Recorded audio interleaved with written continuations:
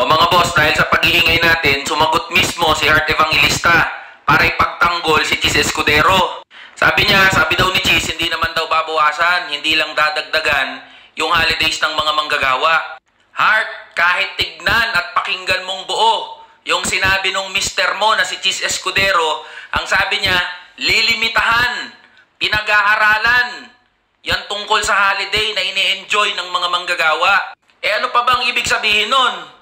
Ano pang mas lilinaw doon? Gustong pakialaman ni Cheese Escudero at ng mga senador yung holidays. Kaya mali ang mister mo, tsaka yung mga senador na sumusuporta sa walang kwenta na panukala na yan. Kung talagang concern si Cheese at yung mga senador sa competitiveness at productivity ng mga manggagawa, huwag niyong pagdiskitahan yung holidays. Alam niyo ang dapat na gawin? Itaas niyo yung sahod ng mga manggagawa. Buwagin nyo yung provincial rate, ipantay yung minimum wage, NCR, Luzon, Visayas at Mindanao. Tiyakin nyo yung humane conditions of work, gawing makatao yung mga lugar kung saan nagtatrabaho yung mga manggagawa. Tapos yung mga kontraktual, kasama na yung mga nandun sa agency, tiyakin na maging regular, maibigay yung dapat na benepisyo na natatanggap nila. If the workers have more income to spend, if they are getting their benefits, and if there are humane conditions of work, then the workers will be happy.